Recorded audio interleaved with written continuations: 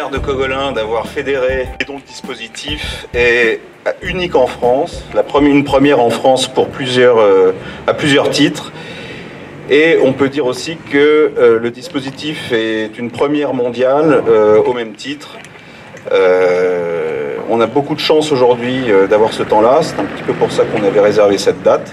On va vous présenter le projet, un petit peu l'historique, et ensuite on vous expliquera un petit peu le fonctionnement et on vous fera une démonstration. Vous m'avez tous vu passer plusieurs fois devant le scooter, mais vous ne savez pas exactement comment ça fonctionne. Un libre-service dans sa ville, en particulier et dans les communes du golfe de Saint-Tropez, serait une excellente idée pour décongestionner la circulation, le stationnement, pour les touristes. Évidemment, en haute saison, c'est encore plus important qu'en basse saison, mais je pense que le service ici peut marcher absolument toute l'année. Et il m'a fait promettre de présenter le projet à Cogolin en primeur. Donc nous voilà ici aujourd'hui à Cogolin. C'est la première ville que nous visitons pour présenter notre service. Et nous en sommes très fiers. Et on est devenu un des plus gros centres de services à Paris. On a côtoyé des dizaines de milliers de clients. On a vécu l'arrivée de Autolib, de Vélib d'abord en 2007 et d'Autolib en 2011. Et il nous est naturellement venu à l'esprit qu'un libre service de scooter pourrait s'imposer dans des grandes municipalités, mais aussi dans des communes ou dans des schémas de communes, un petit peu comme le golfe de Saint-Tropez. J'ai passé la parole à Bernard qui va vous expliquer un petit peu le contexte dans lequel on se situe pour lancer ce dispositif qui nous paraît absolument essentiel pour les grandes villes et qui nous paraît extrêmement utile pour des schémas intercommunaux comme celui du golfe de Saint-Tropez. Bonjour. Alors, quelques mots sur le contexte que tout le monde connaît d'ailleurs. Hein. On observe bien que de plus en plus on partage les moyens de mobilité, enfin entre autres, hein, pas seulement, mais pour ce qui nous intéresse en tout cas, le secteur de la mobilité. On est plus sur une notion d'usage que de propriété, en tout cas de plus en plus, et c'est le cas dans les très grandes villes. Évidemment, dans d'autres contextes, la voiture reste encore un outil indispensable, mais vous, ici, vous connaissez une situation particulière qui est votre saison, et je pense que dans votre saison, vous vous transformez en énorme ville avec plein d'embouteillages, enfin, etc. Le dispositif en lui-même, on a cherché la simplicité pour tout le monde, pour le client, comme pour les municipalités, mais ça peut être aussi les hôtels, les entreprises, puisqu'on a des offres en fait qui peuvent être à différentes destinations. Donc pour le client, c'est très simple. Vous avez ici l'ensemble des éléments nécessaires au fonctionnement du dispositif et où qu'on soit en France ou dans le monde. Ce scooter, un smartphone et une prise électrique ici. Donc avec ça, on a tout. Alors, comment ça fonctionne? C'est très simple. Le client s'inscrit au service CityScoot. À noter que l'inscription au service est gratuite. On proposera aussi un abonnement qu'on appellera Premium, qui sera en fait qui sera payant, mais qui sera remboursé en crédit mobilité et qui offre des avantages un petit peu supérieurs à l'inscription gratuite. Et quand on est inscrit au service, donc il faut évidemment, la procédure d'inscription oblige l'utilisateur à fournir ses papiers d'identité, son permis éventuellement, peut-être son justificatif de domicile, parce qu'on pense à faire pour les résidents un tarif un petit peu avantageux par rapport aux non-résidents, donc il faudra probablement justifier de son domicile.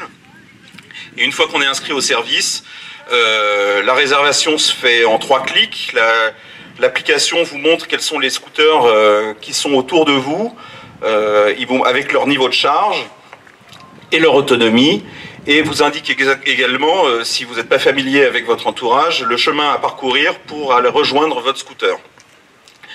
Donc en 3 clics, c'est très simple, vous cliquez sur le scooter, ensuite vous validez que vous êtes OK avec les conditions générales, et vous confirmez. À ce moment-là, l'application vous donne un code à 4 chiffres qui vous sera nécessaire au moment où vous arrivez sur le scooter pour pouvoir le déverrouiller.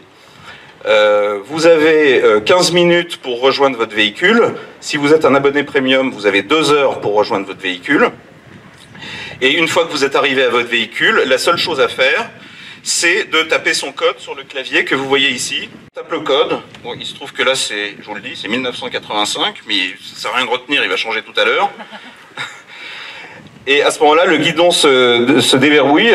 Il suffit d'appuyer sur Start pour accélérer. Quand la première fois que vous réservez, bon, celui-là a déjà été réservé, mais la première fois que vous réservez, en même temps, la selle s'ouvre. Voilà. La selle s'ouvre automatiquement, et là, vous trouvez un casque. Là, vous trouvez un casque qui est homologué, qui est fabriqué, qui est français, et qui est réglable en taille, et qui donc va des tailles S à L, et donc qui peut s'adapter à peu près à toutes les têtes.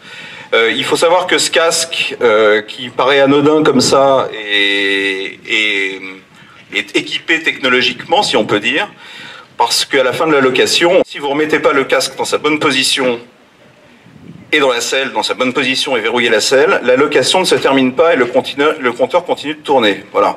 Ce dispositif a été imaginé pour que on ne vole pas les casques et qu'il y ait toujours des casques présents dans le scooter pour les utilisateurs. Il y aura également pour l'hygiène un distributeur de Charlotte. C'est un scooter qui peut accepter 2 personnes. Donc vous pouvez utiliser ce casque-là, vous pouvez utiliser votre propre casque. Si vous venez à 2, il faudra amener au moins un casque. C'est un scooter qui est sans permis, équivalent 50 cm3, dont l'autonomie est à peu près, selon le mode de conduite, entre 70 et 80 km, donc largement suffisant pour un schéma comme celui du golfe de Saint-Tropez. Je précise, pour ceux qui se posent la question, que le scooter est équipé d'une antenne GPS qui est précise à peu près à 2 mètres près, qu'il est connecté aussi avec une SIM qui nous permet également de le localiser. C'est cette SIM-là qui nous sert à dialoguer avec notre serveur, et que les risques de vol, que le faisceau électrique a été refait, tout a été reprogrammé, et que le vol est peu probable. Donc une fois que vous avez rendu le scooter, l'application vous dit « Monsieur ou Madame, vous êtes dans une zone de free floating, merci beaucoup d'avoir choisi Cityscoot. Vous êtes débité directement sur la carte de crédit que vous avez renseignée au moment de votre inscription, et vous n'avez rien d'autre à faire. Vous recevez une facture à la fin de chaque mois. » Je voudrais quand même vous rassurer sur la qualité de ce qu'on a fait. Donc, on a été récompensé pour l'innovation par le Centre francilien de l'innovation. On a également été subventionné par le Conseil régional d'Île-de-France. On est labellisé Moveo. Alors Moveo, vous connaissez sûrement pas, mais Moveo, c'est un peu ce qui décerne le tampon de qualité sur une entreprise de mobilité électrique. Donc on doit répondre à tout un cahier des charges, enfin, etc. Donc on remplit absolument tous les critères de qualité et de sécurité. Voilà. Donc maintenant on va passer à l'essai. Ouais.